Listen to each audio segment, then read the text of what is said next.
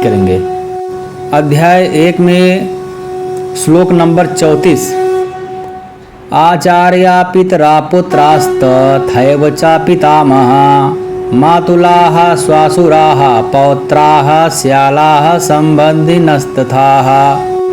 अर्थात गुरुजन, ताऊ, चाचे, लड़के और दादे, मामे, ससुर, पौत्र, साले, यही तो सब थे वहाँ पे लड़ाई पे। तो ये सारे रिश्तेदार, रिलेशन, सारे रिलेटिव भी थे। उन लोग को देख करके अर्जुन के मन में मोह की भावना का जन्म हो गया। अर्जुन मोह में पड़ गए। अध्याय 1 श्लोक नंबर 32। ना कांक्षे विजयम कृष्णा नाचा राज्यम सुखानि च किं नो राज्येन गोविंदा किं भोगैर्जीवितेन वा। अर्थात बोलते हैं कृष्ण भगवान से कि मैं विजय नहीं चाहता हूँ। ना कांक्षे विजयम कृष्णा ना चा राज्यम सुखानि च। मुझे विजय नहीं चाहिए, मैं जीतना नहीं चाहता हूँ। मुझे कोई प्रकार के राज्य के सुख की इच्छा भी नहीं है। हमें ऐसे राज्य से क्या प्रलोभन है, अथवा ऐसे भोग से क्या प्रलोभन है। मुझे इससे कोई भी लाभ दिखाई देता नहीं है, क्योंकि सब रिश्तेदार ही भरे पड़े हैं। मारूंगा तो भी पाप लगेगा, और मारूंगा तो किसको, अपनों को ही मारूंगा। तो इस प्रकार से अध्याय 1 में अर्जुन के मोह के बारे में विवरण दिया गया है। ठीक है, अभी अध्याय 2 में आते हैं। तो उसके बाद मैं आपको बताऊंगा मोह कितना ज़्यादा विनाशक है। मनो मनुष्यानाम कारणं बंध मोक्षो, अपने शास्त्र बोलते हैं, उपनिषद बोलते हैं। इस पर तो गीता बोलती है। सारे ग्रंथों में लगभग एक ही चीज़ दिया गया है, मनो मनुष्यानाम कारणं बंध मोक्षो। मुक्ति भी मन की इच्छा से होती है, और हमारा बंधन भी मन की इच्छा से ही होता है। भागवत पुराण में बहुत सारे उदाहरण भरे पड़े हैं। तो मैं एक एक करके अभी गीता से चालू किया हूँ, भागवत में भी आऊँगा। तो मैं चाहता हूँ कि सब कुछ प्रमाण के साथ मैं आप लोगों के समक्ष जितनी भी जानकारी मुझे है या फिर प्राप्त बुक में दिया गया है, अब मेरे गुरुजन की कृपा से मुझे जितना ज्ञान प्राप्त होगा, मैं जितना भी आपको ज्ञान प्रोवाइड कर सकता हूँ उतना पूरी कोशिश करूँगा कि आपको अच्छी तरीके से सही जानकारी, आपको प्रैक्टिकल जानकारी आपको मिले, तब कुछ दिमाग में आपके जाएगी। भगवान भी अपने भक्त को कुछ भी सवाल कोई भी उनका भक्त पूछता है तो वो सीधे उत्तर तो नहीं दिए हैं। हमेशा बोलते हैं ठीक है समय आएगा तो बता देंगे, तो फिर उनको प्रैक्टिकल पे लेके जाते हैं भगवान, क्योंकि प्रैक्टिकल नॉलेज जो होता है वो कभी भूलता नहीं है। थियोरेटिकल नॉलेज हम भूल जाते हैं। तो इसीलिए प्रैक्टिकल उदाहरण के साथ जब हम आपको समझाएंगे यहाँ पर, तो अच्छे से समझ में आ जाएगा मोह कितना भयानक चीज़ है। हमको धर्म के रास्ते पर चलने अगर हम लगेंगे तो सबसे पहले मुझे लगता है कि रोकने के लिए मोह ही आता है। हमारा पुत्र है, हमारी पत्नी है, क्या करेंगे, कैसे करेंगे, ना जाएं, यहीं रह जाएं, बहुत सारी चीज़ें हैं तो हम आपको बताएंगे। तो इसीलिए मुझे लगता है कि श्रीमद् भागवत गीता जी में द्वितीय अध्याय में मुझे जो श्लोक पसंद है, जो मैं आपको बताना चाहता हूँ, दूसरा श्लोक है वो। उसमें दिया गया है कि कुतस्तवा कमलमिदं विस्मय समस्पस्थितम अनार्यजुष्टम स्वर्गम यम कीर्ति कर्म अर्जुनम। अर्थात हे अर्जुन, तुझे इस असमय में यह मोह किस हेतु प्राप्त हुआ है? तुमको मोह इस असमय में क्यों प्राप्त हुआ है? यहाँ पर तो अभी लड़ाई चालू होने वाला है। ये तो एक विषम परिस्थिति है। यहाँ पर सब धनुष लेकर के खड़े हुए हैं और तुम धनुष छोड़ के बोल रहे हो मैं युद्ध नहीं करूँगा। ये तो असमय है। असमय क्या, बहुत बड़ा ये एकदम अर्जेंटली समझ जाइए, एकदम अर्जेंटली रिक्वायर्ड है कि धनुष उठाकर युद्ध करना चालू करो। और दूसरा श्लोक ये है, और यहाँ पे तीसरा श्लोक भी बहुत अच्छा दिया गया है। क्लैब्यम माँ अस्म गमः पार्थ नैतत्युपपद्यते क्षुद्धम हृदय दौर्बल्यम तक्तो तिष्ठ परंतपः। ये दोनों श्लोक बहुत ही अच्छा है।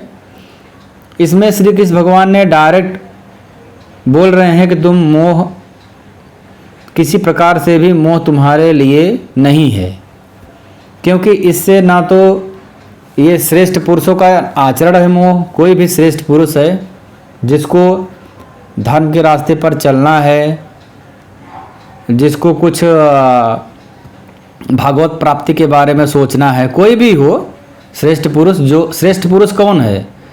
जो भगवान को मानता है, भगवान के प्रति जो भी कर्म करे सब भगवान के प्रति हो, भगवान के प्रति समर्पण हो। सभय पुंसाम परो धर्मा, सारे लोगों का परम धर्म है ये तो भक्ति रधोच्छजे, भक्ति। ठीक है, तो श्रेष्ठ पुरुष भी वही है जो भगवान के प्रति भक्ति करे, जो भी अपना कर्म करे सब भगवान को समर्पित करते हुए चले, यही भक्ति है, समर्पण भावना।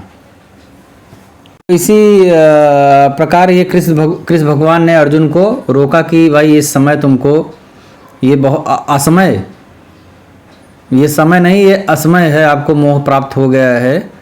ये तुम्हारा श्रेष्ठ पुरुषों का आचरण नहीं है, ये तुम्हारा धर्म नहीं है, और ना तो तुमको इससे स्वर्ग ही मिलने वाला है। अर्थात अगर मोह में हम फंस गए, समझने वाली बात ये है कि अगर हम मोह में फंस गए तो हमको स्वर्ग नहीं मिलेगा और श्रेष्ठ पुरुष के श्रेणी में हम नहीं आएंगे, सब जगह हमारी अपकीर्ति होगी।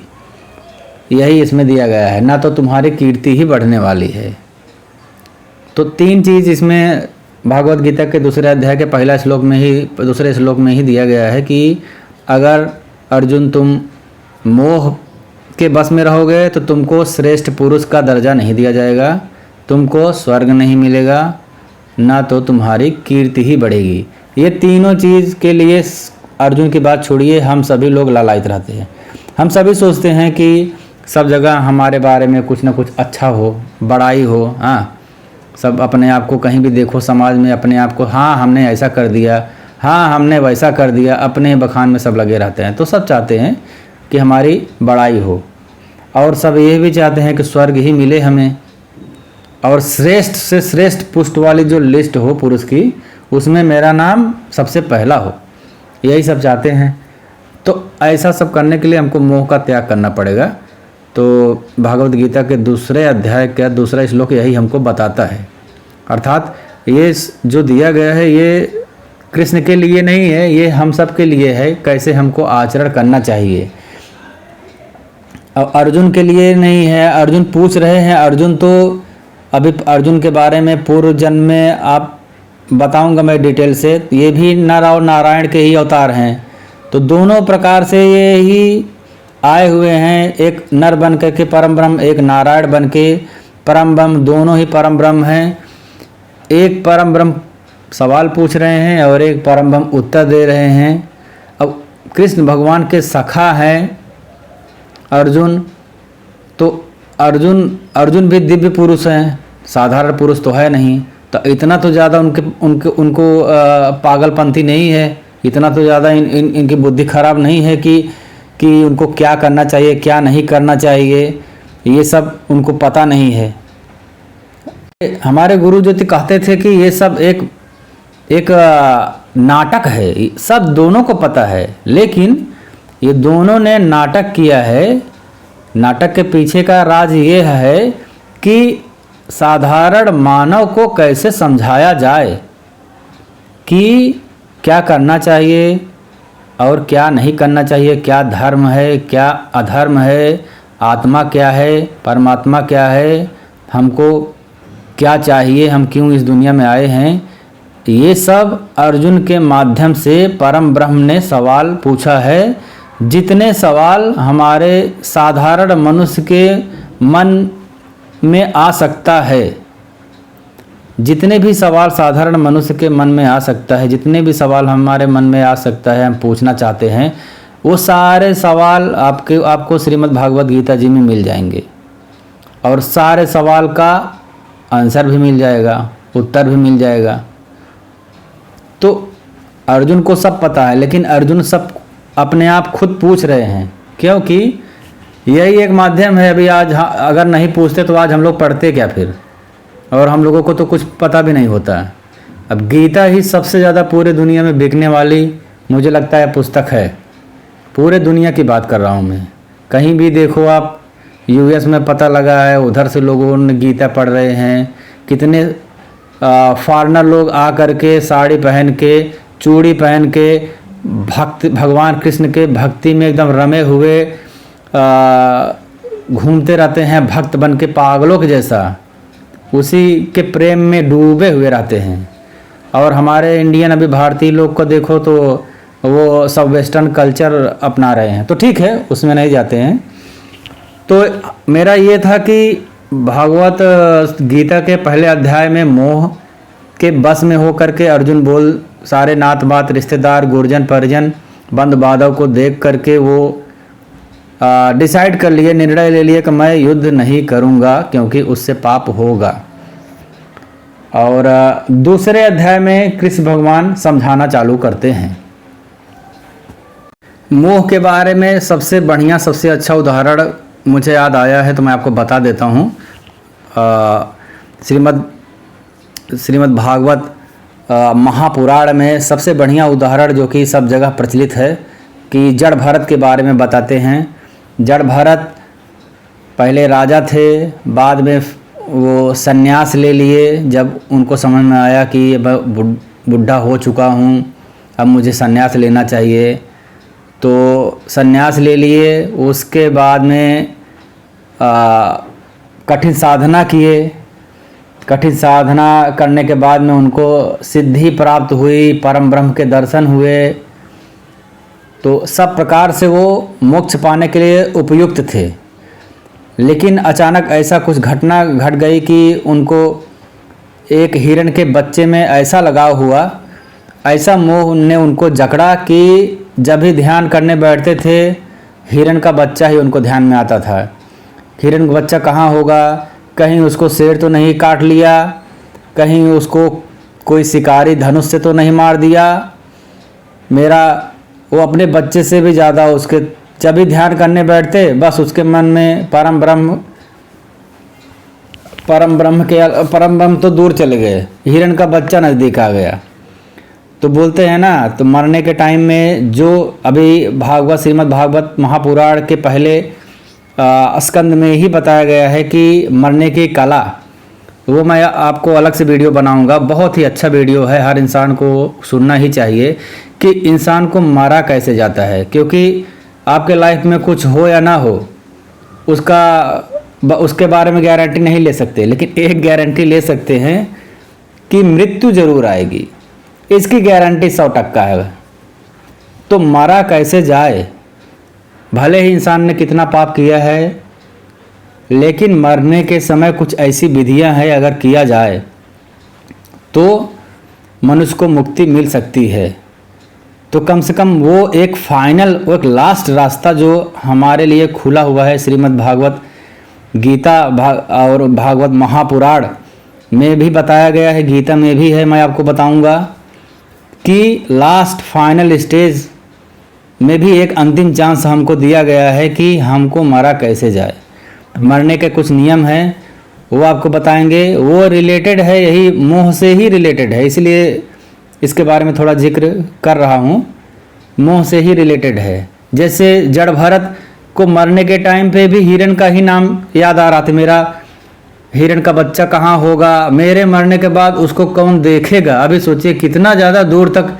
अरे भाई, परम ब्रह्म सबको पैदा करते हैं, परम ब्रह्म आप क्या देखोगे, सब कुछ करने कराने वाले सर्व कर्तुम मकर्त मंथा कर्तुम समर्थ परम ब्रह्म है। यहाँ तक कि तुम्हारे मन में भावना भी परम ब्रह्म ही डालते हैं।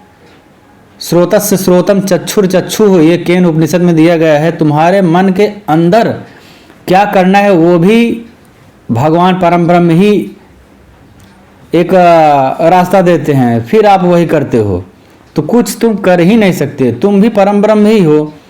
भागवत चतुर्थ लोकी भागवत भी मैं आपको बताऊंगा। चतुर्श्लोकी भागवत बहुत ही फेमस है।